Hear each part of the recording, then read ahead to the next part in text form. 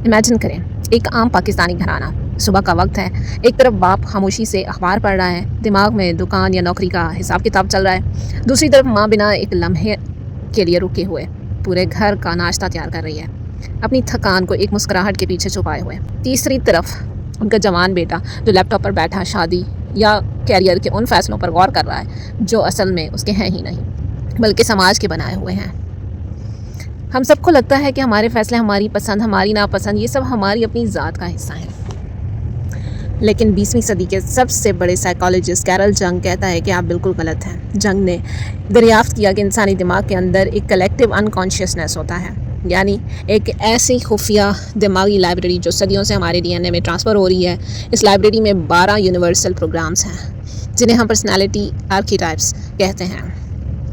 दुनिया का हर इंसान, चाहे वो न्यूयॉर्क में बैठा कोई बिलियनियर हो या लाहौर में किसी मोहल्ले में बैठा एक आम सुनहरी ख्वाब देखने वाले जवान हो, उसके दिमाग पर इन 12 में से कोई एक प्रोग्राम हुकूमत कर रहा होता है। और जब तक आपको अपना प्रोग्राम मालूम नहीं होता, आप अपनी ज़िंदगी को खुद नहीं चला सकते, बल्कि ये प्रोग्राम आपको चला रहा होता है। आज इस वीडियो में हम इन 12 आर्कीटाइप्स के सबसे पहले और सबसे ज़रूरी ग्रुप का पर्दाफाश करेंगे, the quest for safety and paradise, यानी सुकून और तहफ़्फ़ुज़ की तलाश।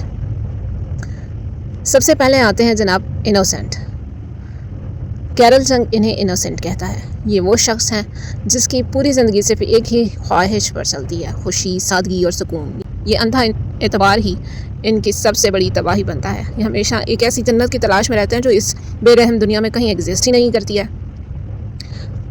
अब आते हैं हमारे दूसरे किरदार पर। कैरल जंग इसे कहता है द एवरीमैन या द ऑर्फन। इनोसेंट दुनिया को हसीन समझता है तो एवरीमैन वो शख्स है जिससे बचपन में ही दुनिया का बेरहम चेहरा दिखा दिया जाता है। इसका दिमाग ये समझता है कि दुनिया एक सख्त जगह है जहाँ कोई आपका साथ नहीं देगा जब तक आप सब जैसे ना बन जाओ। इसकी सबसे बड़ी मोटिवेशन होती है बिलोंगिंग, यानी किसी ग्रुप का हिस्सा बनना, फिट इन होना। पाकिस्तानी सोसाइटी में एवरीमैन आर्कीटाइप हमारी आम आवाम की सबसे बड़ी नुमाइंदगी करने वाले लोग हैं। ये वो लड़का है जो अपनी पसंद के कपड़े सिर्फ इसलिए नहीं पहनता क्योंकि लोग क्या कहेंगे। ये वो लड़की है जो अपना कैरियर या हॉबी सिर्फ इसलिए छोड़ देती है क्योंकि ख़ानदान में कोई ऐसा करता ही नहीं है। एवरीमैन का सबसे बड़ा खौफ होता है अलग थलग रह जाना, ये ग्रुप से निकाल दिया जाना। एक मशहूर साइकोलॉजिकल रिसर्च हुई थी, ऐश कन्फर्मिटी एक्सपेरिमेंट कहते हैं ऐसे।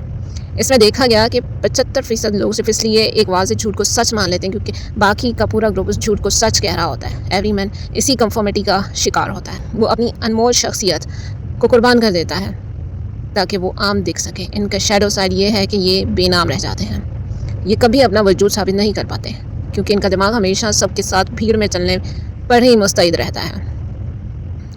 तीसरा और इस ग्रुप का सबसे ज़रूरी किरदार है द केयर गिवर। ये वो दिमाग है जो सिर्फ एक चीज़ से चलता है, हमदर्दी, कुर्बानी और दूसरों को प्रोटेक्ट करना।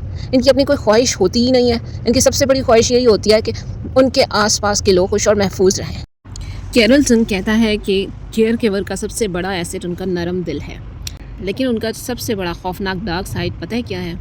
Self sacrifice to the point of self destruction, यानी दूसरों के चक्कर में अपनी ज़ात को मुकम्मल तबाह कर देना। पाकिस्तानी माशरे में हमारी माएँ, हमारी बड़ी बहनें या वो बड़े भाई जो जवानी में ही पूरे घर का बोझ उठा लेते हैं, वो इस प्रोग्राम के तहत चल रहे होते हैं। लेकिन यहाँ आता है सबसे बड़ा मिथ जिसे हमारा समाज प्यार कहता है। साइकोलॉजी उसे एक दिमागी बीमारी कहती है जिसे कोडिपेंडेंसी या मार्टायर कॉम्प्लेक्स कहा जाता है। केयर गिवर जब तक दूसरों के लिए दुख नहीं उठाता, उसके दिमाग को सुकून नहीं मिलता। लोग इनका सबसे ज़्यादा नाजायज़ फ़ायदा उठाते हैं। इन्हें पता होता है कि अगला बंदा उन्हें यूज़ कर रहा है, लेकिन ये नो नहीं कह सकते क्योंकि इनका दिमाग सोचता है कि अगर उन्होंने ना कह दिया तो उनकी अहमियत ख़त्म हो जाएगी। ये दूसरों को ठीक करते करते अंदर से खुद खोखले हो जाते हैं। हमने इस पहले पार्ट में उन 3 दिमागों को देखा जो सिर्फ सुकून और सेफ्टी चाहते हैं। अब वक्त है आपके टेस्ट का।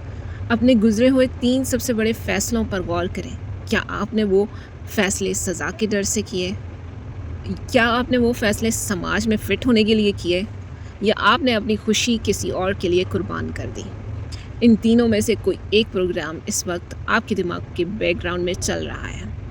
मुझे अभी नीचे कमेंट में बताएं कि आपकी आम ज़िंदगी में कौन सा तो दिमागी प्रोग्राम एक्टिव है, क्योंकि अगर आप अपनी साइकोलॉजी को नहीं समझेंगे तो आप कभी जान नहीं पाएंगे।